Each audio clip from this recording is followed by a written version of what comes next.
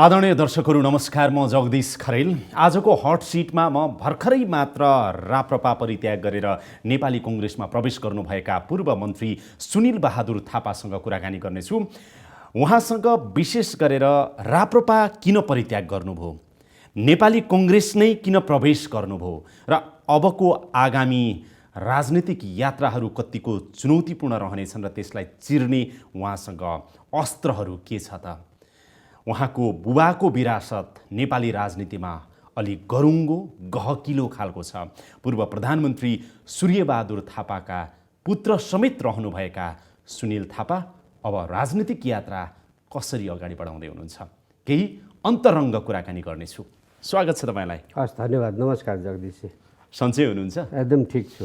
म मूल प्रश्न नै सोध्छु। हजुर, राप्रपा किन परित्याग गर्नुभयो? राप्रपा परित्याग गर्नु चाहिँ मुख्य दुईवटा पाटोलाई लिन्छु। एउटा राजनीतिक पाटो र एउटा व्यवस्थापनकै किसिमको पाटोलाई लिन्छु म। यो सर्वप्रथम त राप्रपा त्याग्नुको मूल राजनीतिक कारण के भन्दाखेरि हामीहरूले हिजो जस्तो राप्रपा र राष्ट्रिय जनशक्ति पार्टी, जुन मेरो बुवाले खोलेको जनशक्ति पार्टीको एकता भइसकेपछि जनताको परिवर्तनलाई आत्मसात गर्दै जानुपर्छ र जनताको इच्छाको पछाडि भने मतलब अगेन्स्टमा जानुहुन्न भन्ने कुराले लिएर गएर हामी एकता भइसकेपछि संविधान सभा 1 को चुनाव पनि 2 को चुनाव भयो। 2 मा हुँदाखेरि म पनि इलेक्टेड भएँ त्यतिखेर। र धनकुटामा मेरो कमिटमेन्ट के थियो भन्दाखेरि म सङ्घीय लोकतान्त्रिक गणतन्त्रको पक्षमा सबल रूपले उभिन्छु म। त्यही आधारमा मलाई त्यहाँको धनकुटाको जनताहरूले मलाई जिताए। किन भन्दाखेरि अब चाहिँ यसले संविधान लेखनको जुन संविधान दोस्रोको थियो भने हामीले त्यसलाई पहिलाएर हामी अघि बढ्यौँ।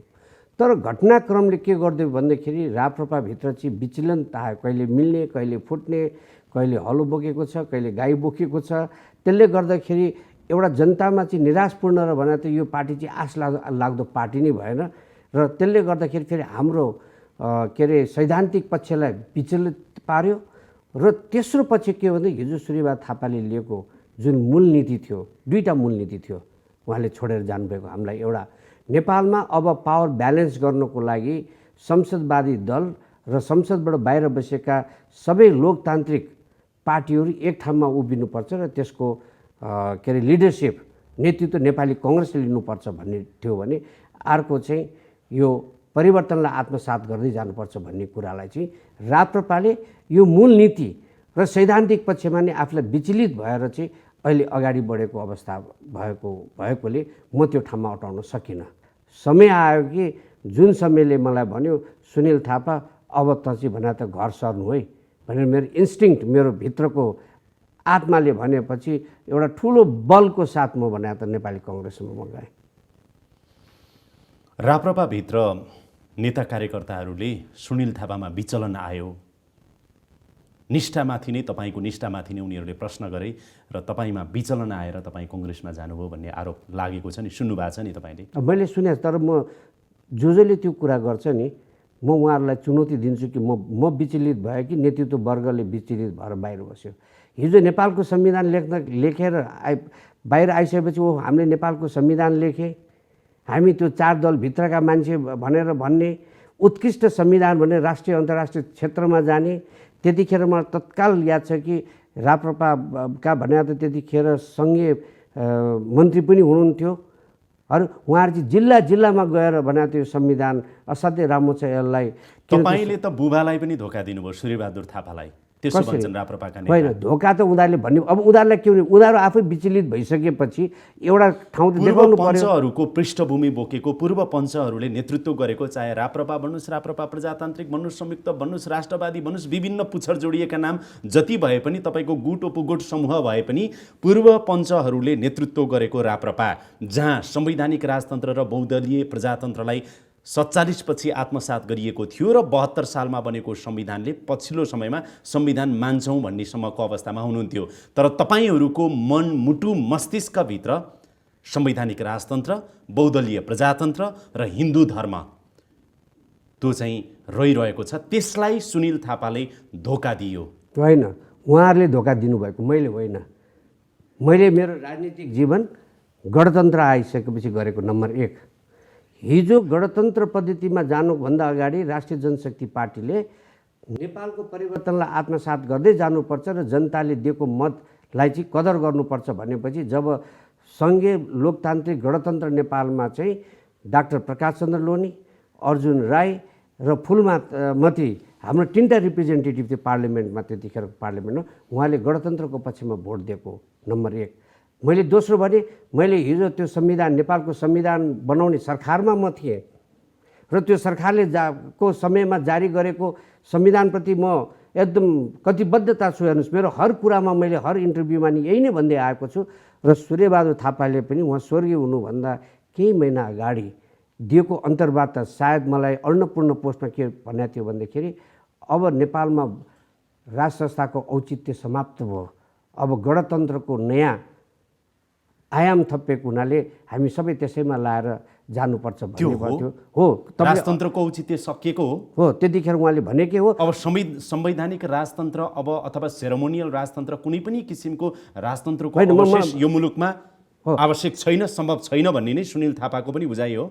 मलाई त्यही लाग्छ, किन हामी अब गणतन्त्रमा गइसक्यौँ। हामीले भने हामी परिवर्तनलाई आत्मसात गर्दै हिँड्ने हो। हेर्नुहोस्, हामीले राजतन्त्र फ्यालेको पनि होइन, हामी बोक्न पनि सक्दैनौँ, न त राप्रपाले बोक्न सक्छ। तर एउटा कुरा म के भन्न चाहन्छु भने तपाईँकै अहिलेको प्रश्न मैले उत्तर पुरा दिन पाइनँ। त्यसमा के भनेको छ भन्दाखेरि मैले विचलित भएको होइन, उहाँ नेतृत्व वर्गले विचलित भएको। यदि उहाँले यो देशमा राजतन्त्र, धर्म र स्वायत्त शासन चाहिने भए उहाँले किन त्यो संविधानमा सिग्नेचर गर्नुभयो, किन त्यो संविधानलाई मान्नुभयो, राष्ट्रपतिको भने प्रथम समर्थक भएर किन उप प्रधानमन्त्रीदेखि मन्त्रीहरू हुनुभयो र हिजो संविधान सभामा जाँदाखेरि उहाँले बकाइदा भने त स्वयं सूर्यबहादुर थापाले शपथ गराएकै कागजबाट उहाँहरूले चाहिँ नेपालमा सङ्घीय लोकतान्त्रिक गणतन्त्र मान्छु भनेर उहाँहरूले शपथ खानुभएको छ संविधान सभामा। होइन, भोलिको दिनमा आफ्नो बहुमत आएपछि, आफ्नो 2/3 बहुमत पुगेपछि राजतन्त्र फर्काउँछु अथवा धर्मनिरपेक्षता हटाउँछु, हिन्दू धर्म राख्छु अथवा यो गर्छु त्यो गर्छु भन्न त पाइयो नि। संविधानै मान्दिनँ भन्नुभन्दा पनि अहिलेको संविधानमा असहमति विमति हुँदाहुँदै पनि यसलाई स्वीकारेर आफ्ना मत र आफ्ना धारणाहरू राख्दै र आफ्नो नीति सिद्धान्त र आचरणमा निष्ठावान भएर अगाडि बढ्छु भनेर सोच्नुभयो होला नि त कमल थापाहरूले। होइन, यो त संविधान आउनुभन्दा पहिले विचार गर्नु पर्थ्यो। जस्तो मधेसवादी दलले आफ्नो आचरणलाई सम्झेर, आफ्नो नीतिलाई सम्झेर उहाँले संविधान सभामा सिग्नेचर गर्नु भएन। यो संविधानलाई युटिलाइज गर्नु उहाँहरूले। तर राप्रपा नेपालले त्यतिखेर र राप्रपा पनि त्यतिखेरले चाहिँ त्यसलाई स्वीकारेर गइसकेको अवस्थामा त्यसो भए तपाईँ यो भन्दै हुनुहुन्छ अहिले राप्रपाले अङ्गीकार गरेको राजासहितको प्रजातन्त्र अथवा हिन्दू धर्म जे कुराहरू छ यसमा तपाईँको विमति छ? होइन, छ नि। तपाईँको म त संविधानप्रति भनेर राजासहितको प्रजातन्त्रमा विमति हो अथवा हिन्दू धर्ममा पनि विमति हो? एउटा कुरा तपाईँ 2038 साल सायद यो जनमत सङ्ग्रह सकेपछि एउटा पञ्चबेला भएको थियो। त्यतिखेर पनि कहिले पनि भने त राजाको अवस्था बडो नाजायज र बडो अप्ठ्यारो परिस्थिति पञ्चहरूले नै गरिदिएको। अब राजा सक्रिय हुने कि सर्वोच्च हुने भन्ने। त्यतिखेर तत्कालीन प्रधानमन्त्री सूर्यबहादुर थापा र उहाँले के भन्ने राजा चाहिँ व्यवस्थाभन्दा माथि सबैको साझा हुनुपर्छ। त्यो कुरा तपाईँको बुबाले मसँगको अन्तर्वार्तामा पनि भन्नुभएको थियो। आज मलाई एउटा बताउनुहोस् त, तपाईँले राप्रपाले अङ्गीकार गरेको सिद्धान्त नीति प्रतिको असहमति तपाईँको हो अथवा राप्रपामा तपाईँलाई जुन भूमिका दिनु पर्थ्यो त्यो भूमिका दिएन जसको कारणले तपाईँले राप्रपा परित्याग गर्नुभयो? होइन, उहाँहरूले यो सिद्धान्त जुन बोक्नु भएको छ उहाँहरूको लागि त्यो ठिक होला। हेर्नुहोस्, तर त्यो तपाईँले स्पष्ट पारिसक्नुभयो। तपाईँलाई दिएको भूमिका चाहिँ जुन भूमिका मलाई दिनु पर्थ्यो त्यो दिएन भन्ने पनि हो? होइन, भूमिकाको लागि मैले कहिले पनि पार्टीभित्र लडाइँ गरेन। हाम्रो अरू साथीहरू तपाईँलाई भूमिका दिइएन? होइन, मैले मागिनँ। माग्नु भएन? अहिले पनि नसकेर नमाग्नु भएको अथवा नदिएर नमाग्नु भएको? जब सुन्नुहोस्, पार्टी एकतामै म नगइसकेर मैले त्यसलाई असहमति जनाइसकेपछि त्यहाँ पार्टीको पदहरू लिएर के गर्ने? तपाईँको बुबाको त्यत्रो विरासत थियो, राप्रपा भनेको त तपाईँको बुबाको विरासत पनि हो नि त। त्यहाँभित्र गणतन्त्रकै कुरा भन्नुहोस्, धर्मनिरपेक्षताका कुरा भन्नुहोस् अथवा अरू स्वतन्त्रताका कुराहरू जुन भन्नुहोस्, प्रजातान्त्रिक आचरणसँग सम्बन्धित, त्यहाँभित्र त परिवर्तन ल्याउन त्यसो भए सक्नु भएन चाहिँ त? होइन, तपाईँ छुट्टिनु पर्यो। होइन, सुन्नुहोस्, त्यो त कस्तो परिस्थितिमा भने त उहाँहरूले अहिले गर्नुभयो भन्दाखेरि अहिलेको तपाईँ पार्टीको नयाँ तपाईँ नीति र ऊ हेर्नुभयो भने उहाँहरूले हामीलाई स्पेस दिनुभयो जब अब यसमा दुईवटा पार्टी छ। जब पहिला पार्टी एकता हुँदाखेरि कमल थापाकै राजनीतिक दस्तावेजमा के भन्नुभएको छ नि गणतन्त्र यथार्थ हो भनेर भनिसकेपछि त्यसमा हाम्रो स्पेस भयो। हामीले विदिन द्याट स्पेसमा चाहिँ हामी अटेर उहाँलाई साथ पनि दिएको हो। तर अहिले आएर त्यो पुरा ढोकै भने त च्याप्टरै क्लोज गरेर तिनवटा अध्यक्षले भने ढोकै च्याप्टर अधिवेशनमा पनि नगइकन त्यो ढोका च्याप्टर क्लोज गरेर ट्विट मार्फत चाहिँ अब यो चाहिँ आधा स्तम्भ यही हो योभन्दा बाहिर जान पाइँदैन भनेपछि त ढोकैभित्र छिर्नु त्यहाँभित्र परिवर्तन ल्याउन तपाईँले सक्नु भएन होइन यो पनि त होइन हो सकिने अवस्था थिएन तपाईँको थिएन किन जुन किसिमले उहाँले गर्नु इभन पशुपति शमशेर जस्तो मान्छे र डाक्टर प्रकाशले पनि जुन एउटा अलिकति डेमोक्रेटिक क्रेडेन्सियल बोकेको मान्छेहरूलाई पनि तपाईँले मलाई सोध्नुहुन्छ भने सायद उहाँलाई पनि उकुस मुकुस भएकै होला त्यहाँभित्र। पशुपति शमशेर र कमल थापा कसरी हटाउनु भयो त जबकि पशुपति शमशेरले त गणतन्त्रलाई स्वीकार्नु नै भएको थियो अब त्यो चाहिँ उहाँले हामीसँगकै मसँगकै कति कुराकानीमा पनि भन्नुभएको थियो। होइन अब त्यो चाहिँ उहाँलाई सोध्नुपर्छ कसरी हटाउनु भयो के गर्नुभयो भन्ने मलाई थाहा छैन। उहाँले केही कम्प्रोमाइज गर्नुभयो या उहाँलाई केही गर्नुभयो या त उहाँले अब म पिपलका जान्न भनेर बस्नु त्यो त्यसको जवाफ म दिन सक्दिनँ। तर सुनिल सर तपाईँको रगतभित्र त नेपालको राज संस्था राजाहरूको सरसङ्गत राणाहरूको सरसङ्गत पञ्चहरूसँगको सरसङ्गत त्यो पृष्ठभूमि चाहिँ नि तपाईँको रगतभित्र धेरै बगेको छ नि। गणतन्त्र तपाईँको शरीरले मन मस्तिष्कले कति चाँडो स्वीकारेछ कि होइन कसरी मैले भने नि मैले राजनीति नै गणतन्त्रबाट सुरु गरेको एउटा सामाजिक पार्टमा त्यो तपाईँले भनेको यो कुरा ठिक छ है। तर जहाँसम्म मेरो रगतको कुरा र या के बग्छ भन्ने कुरा जब सूर्यबहादुर थापा नि पञ्चायत 2029 सालदेखि नै नेपालमा परिवर्तन आउनुपर्छ भनेर जेल पनि जानुभयो 13 सूत्री भनेर राजा दैध्य शासन हुनुहुन्न तपाईको प्रधानमन्त्री राष्ट्रिय पञ्चायतबाट अनुमोदन के अरे निर्वाचित हुनुपर्छ। त्यो उहाँको कुरा भयो कि सुनिल थापाले अब गणतन्त्र होइन सूर्यबहादुर थापाको रगत त्यहाँ पनि त बगेको छ नि। त्यसैले गर्दाखेरि उहाँ परिवर्तनलाई आत्मसात चाहने व्यक्तिले चाहिँ परिवर्तनकै अगाडिको बाटो जानुपर्छ र जहाँसम्म मैले गणतन्त्रमा राजनीति गरिसकेपछि त्यहाँबाट मेरो भने त नयाँ भने त राजनीतिक जीवन सुरु भयो भने दोस्रो कुरा मेरो त गणतन्त्रवादीहरूसँग पुष्पकमल दाहालदेखि लिएर एमालेदेखि सबैसँग पनि मेरो बेस्ट अफ द रिलेसनमा उहाँहरूसँग पनि मेरो त्यत्तिकै सङ्गत छ। हेर्नुहोस् तपाईँको राजनीतिक जीवन कति भयो? मेरो राजनीतिक जीवन 7-8 वर्ष भयो। 8 वर्ष है? हजुर। यो बिचमा तपाईँ राप्रपाको महामन्त्री पनि हुनुभयो, नेपाल सरकारको मन्त्री पनि हुनुभयो, सांसद हुनुभयो। अब अहिले नेपाली कङ्ग्रेसको तपाईँलाई सहमहामन्त्री भनेर सम्बोधन गर्नु हतार हुन्छ कि भन्दा हुन्छ? होइन यो के हुन्छ भन्दाखेरि अहिले मैले जुन पार्टी प्रवेश गरेँ नि र मेरा साथीहरू हामीहरूले निस्वार्थ भावनाले गरेको त्यसैले गर्दाखेरि अब सायद त्यो प्रपोज होला ऊ होला। तपाईँलाई अहिले सहमहामन्त्री पद चाहिँ छैन। मैले चिठी नपाइकन त्यसलाई म सहमहामन्त्री म भन्दिनँ।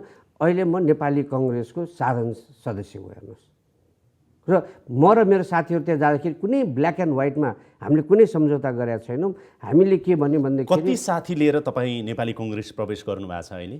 अब अहिले हेर्नुहोस् प्रमुख साथीहरू हामी 17-18 जना छौँ जो राप्रपामा केन्द्रीय सदस्य रहिरहेका र कोही पूर्व भने र जिल्लाबाट पनि साथीहरूले चाहिँ अहिले राजीनामा दिँदै तपाईँको त्यही अस्तिकै दिन पनि सिन्धुपाल्चोकका ठुलो जमात तपाईँको ऊ के अरे ताप्लेजुङको भयो, कालीकोटको भयो र अरू भने त अब जिल्लै त नभनौँ तर विभिन्न जिल्लाका साथीहरूले पनि छोड्दै हामीसँग त्यो दिन घोषणा पनि गरियो र अरू आउने क्रम पनि छ। हेर्नुहोस् कति आउँछन् नेपाली कङ्ग्रेसमा? अब यति आउँछन् भन्ने कुरा चाहिँ मैले यकिन गरेर हाइपोथेटिकल्ली एउटा फिगर बताउनु मिल्दैन किनभने अब कति कुरा त उहाँहरूले पनि सहज हुनु पर्यो कि नेपाली कङ्ग्रेसमा आउँदाखेरि ठिक हुन्छ भनेर। हेर्नुहोस् तपाईँ नेपाली कङ्ग्रेसमै चाहिँ किन आउनुभयो?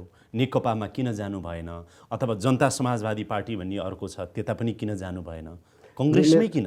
मेरो रगत नै डेमोक्रेटिक रगत हो। हेर्नुहोस् डेमोक्रेसीमा बिलिभ गर्ने रगत है तपाईँले जुन भन्नुभयो नि मेरो स्कुलिङ पनि मेरो फादरबाट त्यही तपाईँको बुबा सम्भवतः 2008-9-10 सालतिर नेपाली कङ्ग्रेसै हुनुहुन्थ्यो। हो 2008 सालतिर हो के अरे उहाँ विराटनगरको कोषाध्यक्ष हुनुभयो भने 2010 सालतिर चाहिँ यो तपाईँको धनकुटाको फाउन्डिङ प्रेसिडेन्ट भएको भन्ने अलिकति आन्दोलनमा पनि लाग्नु भएको छ उहाँ पञ्चायत के अरे राणा विरोधी आन्दोलन लाग्नु भएको र उहाँ चाहिँ मैले थाहा पाउँदाखेरि जहिले पनि एक किसिमको के छ भन्दाखेरि परिवर्तनलाई चाहिँ आत्मसात गर्दै जानुपर्छ भन्ने लागेको हुनाले विदिन द पञ्चायत पनि त्यही बोकेर हिँड्नुभयो र बहुदलीय व्यवस्था आउँदाखेरि पनि तपाईँलाई याद छ भन्दाखेरि हामी जहिले पनि डेमोक्रेटिकको पक्षमा नै उभियौँ। उहाँ उभिनु म त थिइनँ र नेपाली कङ्ग्रेससँगको चाहिँ उहाँको चाहिँ बाल्यकालदेखि नै एउटा सहकार्य भएरै नै आयो। खैर उहाँको विषयमा धेरै होइन, टिका सुन्नुहोस् न। टिप्पणी नगरौँ अहिले होइन, मैले किनभने तपाईँले अब किन होइन, जनमत सुन्नुहोस् न। जनमत सङ्ग्रहमा उहाँको भूमिका, त्यति बेलाको पञ्चायतलाई चाहिँ टिकाउन उहाँको भूमिका, बीपीले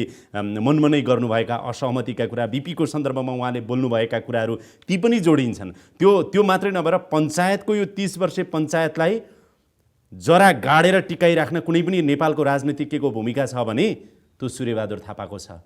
यदि उहाँले भन्नुभएको छ कि यदि सूर्यबहादुर थापालाई त्यति बेलाका राजाहरूले राम्रोसँग पत्याएको भए 46 सालमा पनि प्रजातन्त्र आउँथ्यो, आउँदैन? होइन, त्यो यसो है, त्यतिखेर समयको माग हो र त्यो 36 सालको भने यो त यथार्थ हो सर। है त्यसले गर्दाखेरि के हुन्छ भन्दाखेरि त्यतिखेरको परिस्थिति घटनाले गर्दाखेरि पनि ढोडाएको हुन्छ।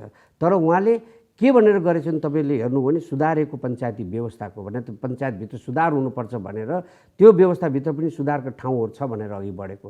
जहाँसम्म अहिले तपाईँले के प्रश्नमा म के हुन्छ मैले भने नि मैले त गणतन्त्रमा राजनीति गरेको, म एउटा डेमोक्रेटिक पर्सन भएको हुनाले र भने त डेमोक्रेटिक अलायन्सको भने त नेतृत्व नेपाली कङ्ग्रेसले लिनुपर्छ भनेको हुनाले तपाईँ नेपाली कङ्ग्रेसमा आउनुभयो हो। जुन नेतृत्व नै उसले लिनुपर्छ भनेपछि त्यो अरू पार्टीबाट त्यो नहुन सिक्ने कुरा किन त्यहाँ बसेर वेस्ट अफ टाइम गर्नु त नेपाली कङ्ग्रेसमै गएर साथ दिनु फाइदा नि। म कङ्ग्रेसमा आउँछु भन्नुभयो तपाईँले, अथवा तपाईँ कङ्ग्रेसमा आउनुहोस् भन्नुभयो नेपाली कङ्ग्रेसका नेताले? होइन, यो दुई पक्ष गर्नुहोस्, कुन चाहिँ बढियो? पहिला कुन हो भन्नुहोस् त? हामीले नोडाटी भन्नुहोस् है। होइन, एक अर्कालाई अँगालेको हेर्नुहोस् हामीले भने त्यही त म नेपाली कङ्ग्रेसमा आउँछु भन्नुभयो तपाईँले, अथवा तपाईँ अब नेपाली होइन, यो कङ्ग्रेस त के आउँछु भने यो भन्नुभयो? दुईटै पहिलो कुरा- कुन हो? होइन, एकैचोटि हुँदैन सर। होइन, पहिला हुन्छ। कुन हो? किन हुँदैन? ताली भने त दुई हातले बज्छ, एक हातले बज्दैन नि। त्यो हुनाले हाम्रो यो परिस्थिति पनि त्यसैबाट भएको हेर्नुहोस्। मैले किन ढाँटिरहनुपर्छ र? शेरबहादुर देउवाले तपाईँ कङ्ग्रेसमा आउनुहोस् भन्नुभयो? होइन, उहाँहरू धेरै नेताहरूले पहिला पनि मलाई भन्नुहुन्छ, शेरबहादुरजी मात्रै होइन हेर्नुहोस्, नेपाली नेपाली कङ्ग्रेसमा तपाईँले नेपाली कन्सेप्टको कुरा कङ्ग्रेस पर्खिनुहोस् है होइन, सर। तपाईँले भन्नुभयो कि नेपाली कङ्ग्रेसमा आउनुको पछाडिको कारण मेरो बुवाको उहाँको राजनीतिक जीवनको सुरुवातको पृष्ठभूमि र मेरो ब्लडमा कम्तीमा प्रजातान्त्रिक कल्चर संस्कार चाहिँ छ है भन्ने हिसाबले तपाईँलाई कङ्ग्रेसतिर डोर्यायो। कन्सेप्टमा म क्लियर भएँ। अब फर्स्ट स्टेप चाहिँ के थियो होइन, फर्स्ट स्टेप हेर्नुहोस्, मलाई याद छ यो चुनाव म त्यतिखेर युएनमै थिएँ।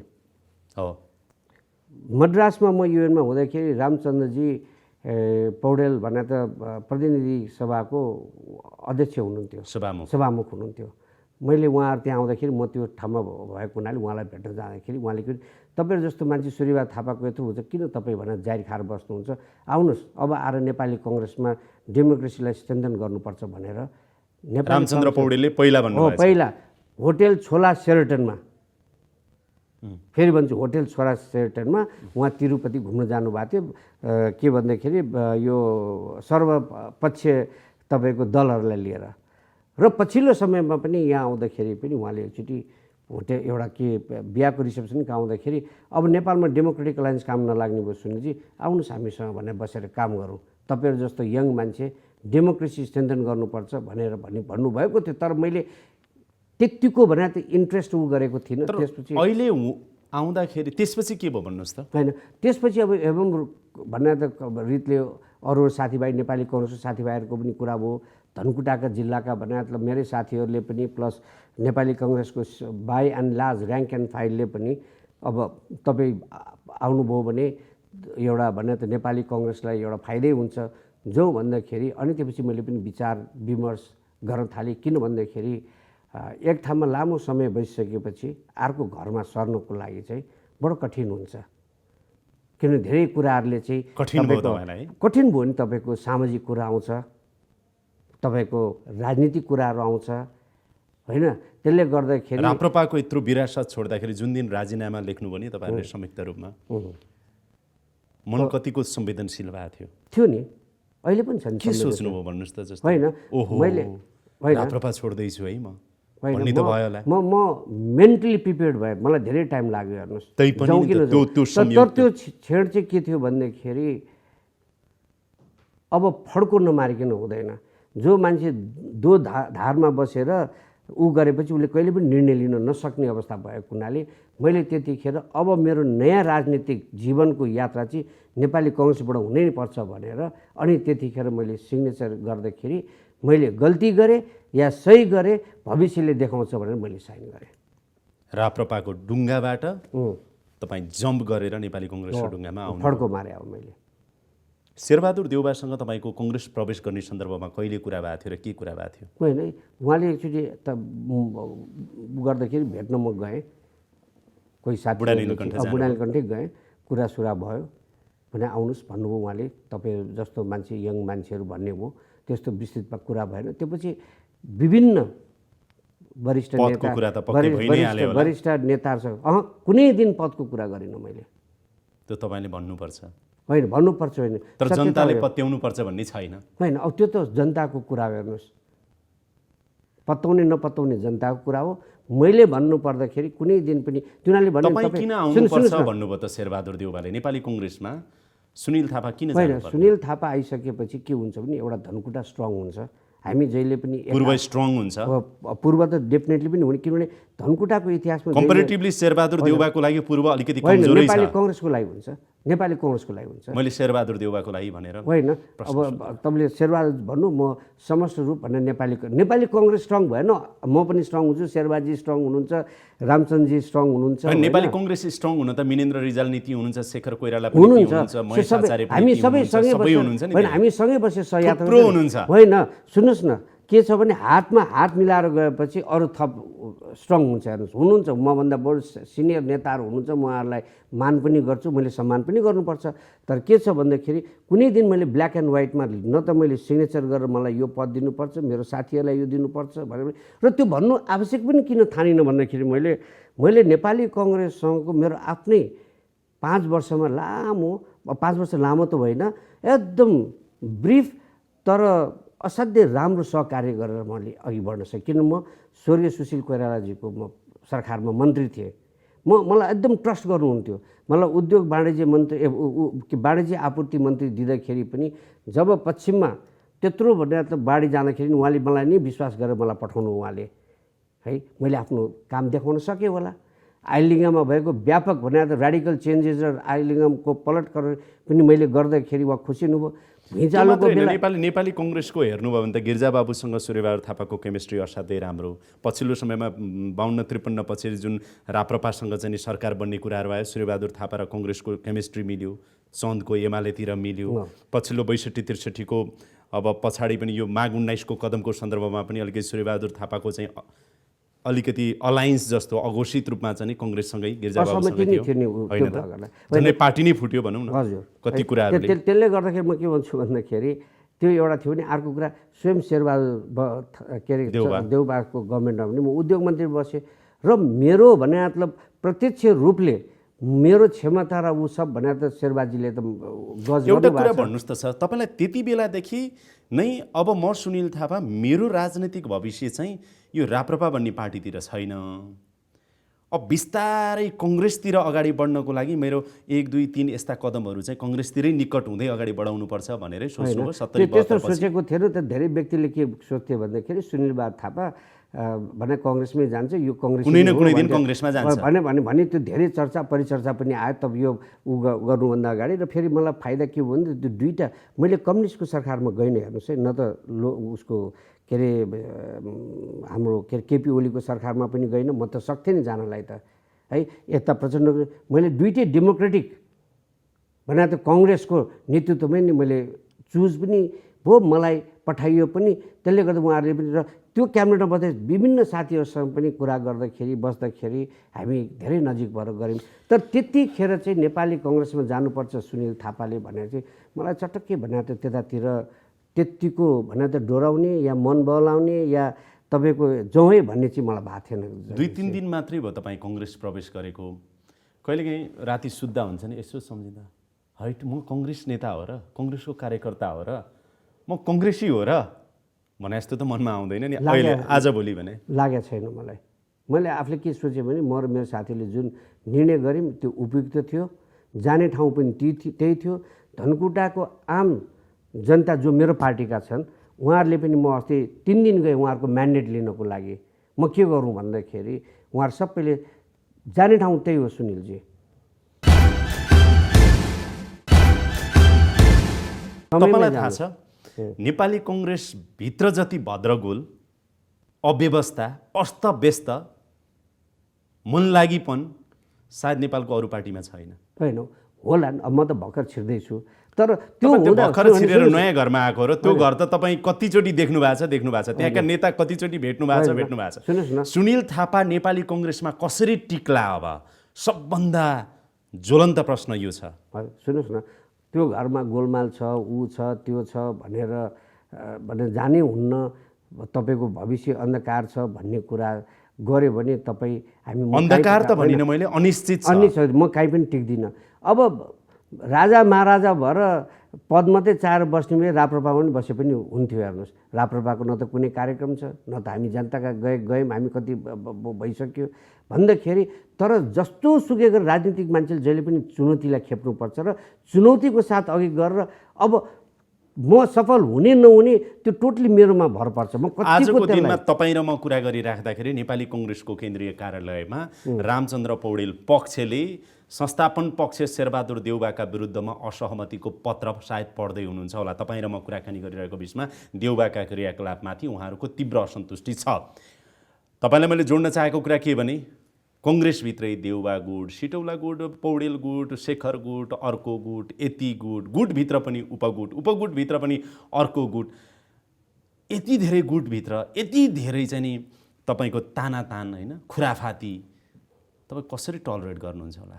कहाँनिर तपाईँको स्पेस बनाउनुहुन्छ होला के तपाईँले? होइन, स्पेस बनाउने नबनाउने मेरो हातको कुरा हो। अब त्यहाँभित्र त्यो हिम्मत छ तपाईँलाई? छ, सक्छु भन्ने लाग्छ? सक्छु भन्ने मलाई लाग्छ। तिनीहरूले त हाम फाले त न, मैले भनिहालेँ नि, मैले पनि त राप्रपामा भने त महामन्त्री पाएर धेरै वर्ष बसेँ के भने।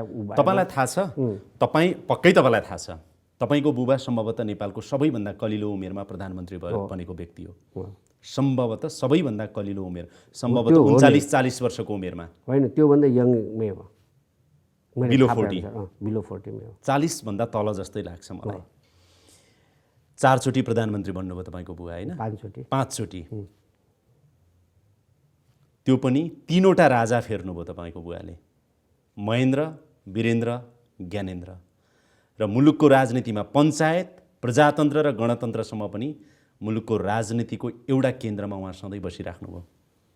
बुवाको विरासत त धेरै गहकिलो छ सर, कसरी थाम्नुहुन्छ होला तपाईँले? होइन, र राष्ट्रपति पनि भन्नुहोस्, गणतन्त्रको राष्ट्रपति पनि बुझिनँ मैले।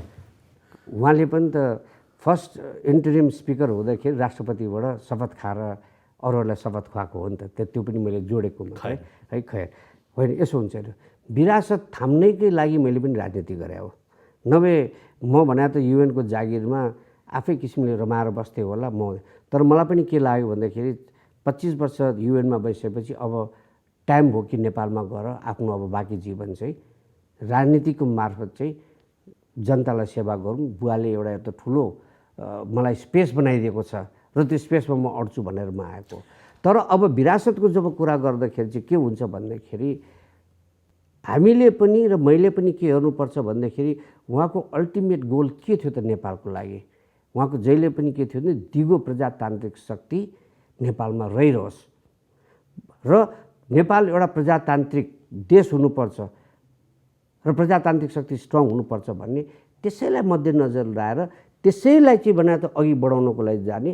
र यो होइन कि जनताको चाहनाको भने त परिवर्तनको विपक्षमा उभिनु। उहाँ कहिले पनि विपक्षमा उभिनु भएन। हेर्नुहोस्, र म पनि जनताको चाहना सक्दाखेरि उभिनु भयो, जित्नुभयो, नसक्दाखेरि बहाव जता छ त्यतै बहँदै जानुभयो। यो विषयमा त हामीले अर्को 1 घन्टा छलफल गऱ्यौँ भने पनि छलफल गरौँला कुनै दिन। अझ उहाँका सहयात्रीहरूसँगको छलफल अझ रोचक हुन्छ। तपाईँ त छोरा हुनुभयो।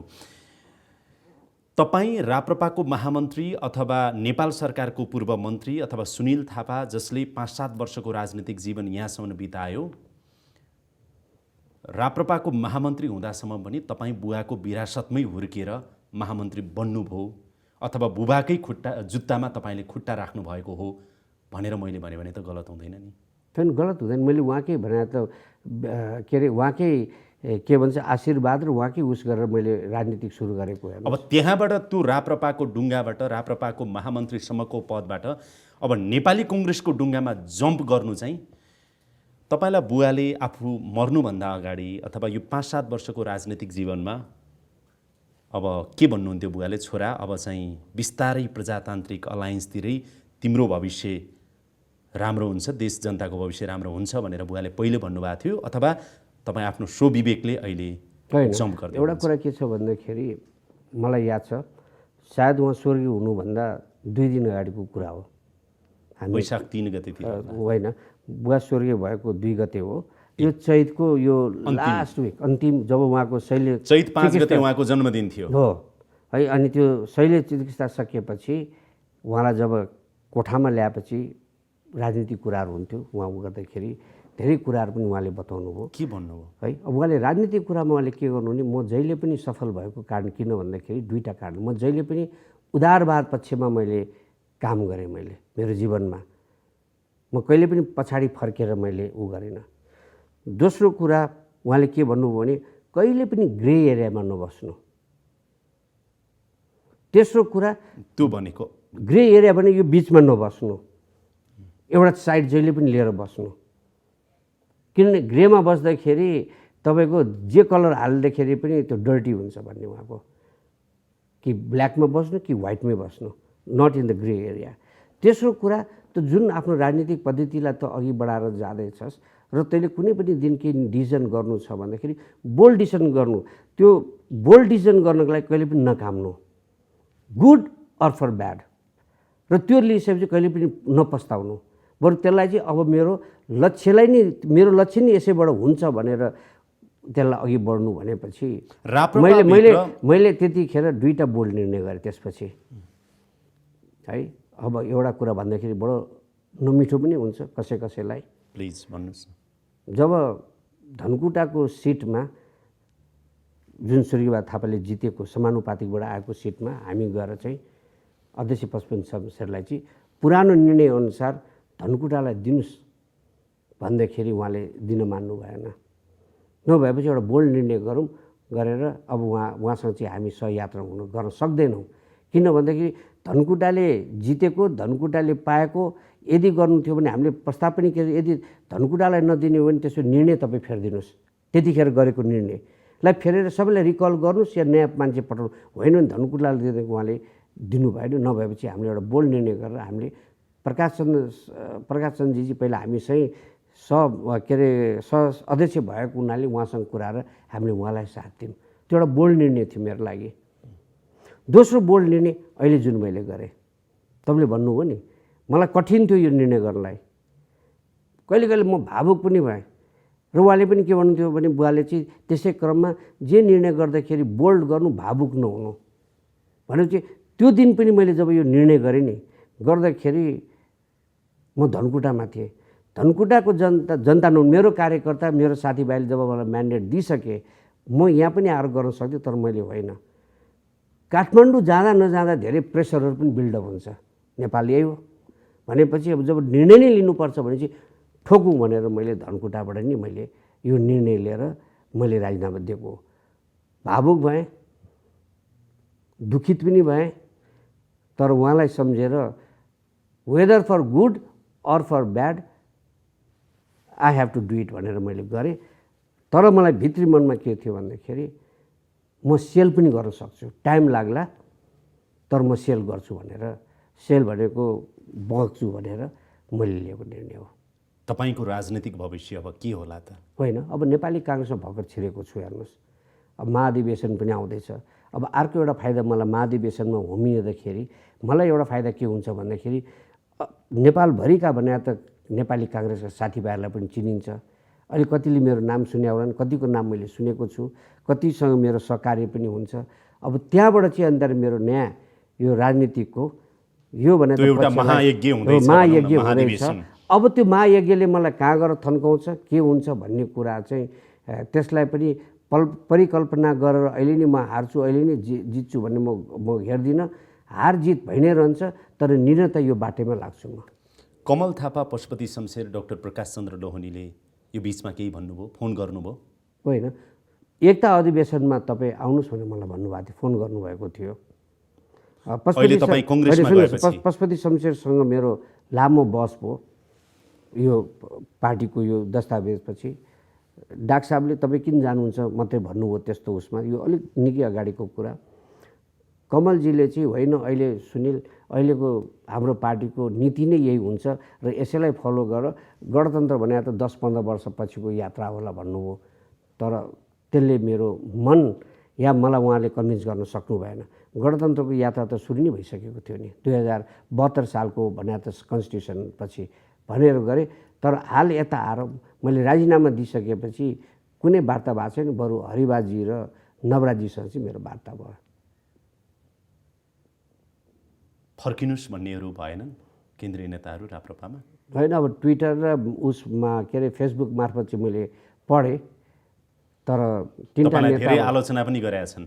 आलोचना त हेर्नुहोस्, राजनीति गर्ने मान्छेले आलोचना खप्नुपर्छ, त्यसको लागि म खप्छु पनि। उधार कराउँदै गर्छन्, म आफ्नो बाटोमा लाग्छु। हेर्नुहोस्, हुन त तपाईँले अघि मलाई चाहिँ सबभन्दा पहिला कङ्ग्रेसतिर आउनुहोस् भनेर रामचन्द्र पौडेलले प्रस्ताव गर्नुभएको थियो त्यति बेला भनेर त्यो कहानी नै सुनाउनु भयो। अहिले तपाईँ कङ्ग्रेसमा आइराख्दाखेरि चाहिँ रामचन्द्र पौडेल पक्षका नेता कार्यकर्ताहरू चाहिँ खुसी छैनन् भन्ने कुरा पनि आएको छ नि, के भन्नुहुन्छ? अहिलेसम्म केही पनि भन्दैन। किन भन्दाखेरि पक्का पनि उहाँ खुसी नभएको अस्ति मलाई स्वागत लगाइदिनु हुन्न थियो, सम्बोधन गर्नुहुन्न थियो होला, उहाँले बहिष्कार गर्नुहुन्थ्यो होला। हो, नेपाली कङ्ग्रेसभित्रका आफ्नै डाइनामिक्स र ऊमा चाहिँ कता कता के नमिल्दाखेरि यो हुनु भएको सक्छ र त्यस्तोलाई मैले पनि गर्नु। किन अब नेपाली कङ्ग्रेसमा एउटा कुरा भने नेपाली कङ्ग्रेसमा आफू लागिसकेपछि नि म यही बाटोबाट जानुपर्छ भन्ने मैले त्यसैलाई नै मार्ग निर्देश। मैले एउटा कुरा भने तपाईँको प्रतिक्रिया के रहन्छ? तपाईँले बुबाको एउटा कुरा चाहिँ सिक्नु भएको रहेछ भन्ने मलाई महसुस भयो कि व्यक्तिगत रूपमा कि तपाईँ पार्टी प्रवेश गर्ने कार्यक्रममै तपाईँले स्पिचमा के भन्नुभयो भने मलाई सबैभन्दा पहिला चाहिँ रामचन्द्र पौडेलले नै यसरी प्रस्ताव गर्नुभएको थियो भनेर। तपाईँले बडो बुझेर रामचन्द्र पौडेल पक्षको चाहिँ असहमति असन्तुष्टि छ भन्ने कुराहरू बजारमा आइराख्दाखेरि त्यसलाई जवाफ दिन तपाईँले यो शब्दावली प्रयोग गर्नुभयो। मलाई चाहिँ पार्टीमा ल्याउने नै पहिलो प्रस्तावक उहाँले प्रस्ताव गर्नुभएको भन्दैपछि त थप अरूलाई के भन्ने कुराहरू पनि कायम रहन्छ भनेर बडो कुटनीतिक तवरले तपाईँले यो स्पिच दिनुभएको थियो। हो, होइन, मैले त्यतातिर सोचेको थिइनँ। बरु अहिले चाहिँ मलाई सोच्न बाध्यता भयो त्यो दुईवटा घटना, जुन चेन्नईको छोला सेल्टनमा भएको घटना, उहाँले कति सम्झिनुहुन्छ चाहिँ मलाई थाहा छैन। तर अहिले चाहिँ त्यो चाहिँ मलाई बडो याद आइरहेको छ। हेर्नुहोस्, पहिला नै मलाई कङ्ग्रेसमा चाहिँ आउनु पर्यो भनेर रामचन्द्र पौडेलले भन्नुभयो भनेपछि अब असन्तुष्ट छन् भन्नेहरूलाई त जवाफ भयो होला नि? होइन, अब यो जवाफ होइन। हेर्नुहोस्, यो के भन्दाखेरि उहाँले यो यथार्थै त्यही थियो भनेकै कुरा हो। न मैले म जस्तो मान्छेले बोलेर झुट कुरा बोल्नु पनि छैन होला। अब राजनीतिमा तपाईँले तपाईँको बुबासँग सिकेको अघि पनि केही भन्नुभयो, मूल मन्त्र के हो? होइन, मूल मन्त्र के छ भन्दाखेरि उहाँले दिएको आदर्श के छ भन्दाखेरि अहिले त्यो जुन ग्रे एरियाको कुरा गरेँ नि, उहाँले चाहिँ म कहिले त्यहाँ रहनु हुँदैन, ग्रे एरियामा कहिले पनि नरहनु। आफूलाई चित्त बुझ्दैन भने खुला मनले कुरा बहस गर्नु कि जित्नु, होइन भने छोडेर ग्रे एरियामा कि ब्ल्याक कि व्हाइटमा जानु, कि वार कि पार। हो, वार। मैले पार्टीको पनि विभिन्न फोरममा यो कुराहरू गरेँ तर सुनवाई भएन। जस्तो भने त केन्द्रीय समितिको गठन गर्दाखेरि मैले एउटा पत्र लेखेको थिएँ, सायद तपाईँले त्यो पढ्नु पनि भएको थियो होला, त्रय अध्यक्षलाई चाहिँ राप्रपाले जहिले पनि मधेसको इस्युमा हामी सबभन्दा पहिला कुरा गर्छौँ भन्ने, जनजाति इस्यु र समावेशीको कुरा गर्ने।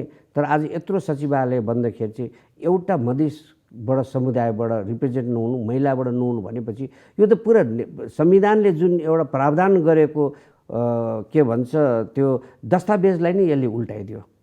अब हुन त सायद त्यो कन्स्टिट्युसन नमान्नको लागि पनि हुनसक्छ। हेर्नुहोस्, भनिसकेपछि तपाईँको यो यात्रा गर्दाखेरि चाहिँ हामी कहाँ पुग्छौँ भन्ने चाहिँ अब राप्रपाबाट क्वेसन मार्कको विषय छ। हेर्नुहोस्, तपाईँ नेपाली कङ्ग्रेसमा प्रवेश गरिराख्दाखेरि तपाईँका कयौँ आफ्ना चाहिँ शुभचिन्तक होलान्, प्रशंसक होलान्, कार्यकर्ता होलान्, साथीभाइ होलान्, होइन? कङ्ग्रेसको ढुङ्गामा तपाईँले खुट्टा राखिसके पछाडि मैले यो दोहोऱ्याएर सोध्छु यो प्रश्न। म अब मेरो राजनीतिक यात्रा चाहिँ चुनौतीपूर्ण पक्कै छ, तर यसरी अगाडि बढाउँदैछु है, र मेरो राजनीतिक करियरभित्र तपाईँहरू सबै यसरी सुरक्षित हुन सक्नुहुन्छ भनेर तपाईँका आफ्ना मान्छेलाई अथवा नेपाली जनतालाई भन्नु पऱ्यो भने? होइन, यसो मलाई सबैभन्दा बल मिलेको यसपालि यो पार्टी परित्याग गरेर जानलाई चाहिँ मेरो शक्तिको स्रोत भने दुईटा छन्। एउटा धनकुटाका मेरा भोटर्स या मेरा कार्यकर्ताहरू या मेरा साथीभाइहरू, अर्को मेरो घर परिवार। यो दुवैबाट मलाई अनकन्डिसनल सपोर्ट भएको हुनाले त्यो हिम्मत र ऊर्जा बढी आएको छ भने मेरो अब भने त जस्तो धनकुटाप्रतिको मेरो जिम्मेवारी र धनकुटा मात्रै होइन विभिन्न सबै ठाउँमा चाहिँ हेर्नुहोस् एक्लै जाँदाखेरि मान्छे हराउँछ, तर हामी समूह या एउटा समूहमा जाँदाखेरि चाहिँ त्यसको जहिले पनि रेकग्नाइजेसन हुन्छ। हेर्नुहोस्, त्यसैले गर्दा म जहिले पनि के भन्छु साथीभाइलाई, जाने भए हामी सबै सरसल्लाह गरेर जाउँ, होइन भने ठिकै छ हो। यसपालि मैले टाइम पाइनँ मैले मेरो सबै साथीहरूलाई भन्नलाई, तर जे जतिलाई म गर्न सक्छु अब उनीहरूलाई पनि अब त्यो मेरो जिम्मेवारी भयो, उनीहरूलाई सबलाई सेफ ल्यान्डिङ गराएर यो पार्टीभित्र गराउँछु म। कि तपाईँ मात्रै सहमहामन्त्री बन्नुहुन्छ, 2-4 जना केन्द्रीय सदस्य बन्लान्, अनि त्यसपछि यत्तिकै बिलाउँदै जाला? हामीले विजय कुमार गच्छेदारको त हेरेका छौँ नि, केही समय अगाडि मात्रै समाहित गर्नुभयो उहाँले, उहाँकै अवस्था उहाँकै समायोजन हुन सकेका छैन। होइन, अहिले परिस्थितिले पनि समायोजन गर्ने बाटोहरू खोल्यो, किन अधिवेशन आयो होइन। अब कतिले त मलाई के भन्थ्यो भन्दाखेरि हे अहिले किन भाग लिने, यो अधिवेशन पछि गए पनि हुन्छ भन्ने पनि थियो। मैले 4-5 वर्षलाई पद भइरहन्छ, मलाई क्वेसन मार्क पनि यो त हो। तर मैले के सोचेँ भने मैले भने नि आखिर गर्नु छ भने ढिलो चाँडो अहिले नै गर्नु राम्रो, किन यो मेरो अपर्च्युनिटी हो। भोलि पद पाएर तपाईँ कतै कङ्ग्रेसभित्र कतै बिलाइरहेको एउटा राजनीतिक पात्र त हुनुहुन्न नि भविष्यमा, खोज्नुपर्ने गरेर, पहिचान नै खोज्नुपर्ने गरेर, र होइन म त घर फर्केँ, जङ्गलको सुगा थियो कतै गएँ फेरि जङ्गलै फर्केँ भने जस्तो त हुँदैन नि। होइन, त्यो हुन दिन तपाईँले मलाई यो हट सिटमा फेरि बोलाउनुहुन्छ ढिलो चाँडो, त्यतिखेर म सफलताकै कथाहरू सुनाउँला तपाईँलाई, मेरो अनुभवहरू सुनाउँला। म लागेँ हेर्नुहोस्, म गन्तव्यमा पुग्छु र म सफल हुन्छु भन्ने नि मलाई लागेको छ। तपाईँको अन्तर्मनले भन्छ कुनै दिन यो मुलुकको सबैभन्दा पुरानो प्रजातान्त्रिक पार्टी नेपाली कङ्ग्रेसको सभापति बन्ने सपना तपाईँले देख्नु भएको छ? होइन, सपना त अहिले नै मैले देखाएको छु, म भर्खर छिर्दैछु, तर के छ भने आँट गऱ्यो भने पुगिन्छ भन्ने चाहिँ लाग्छ कहिले कहिले।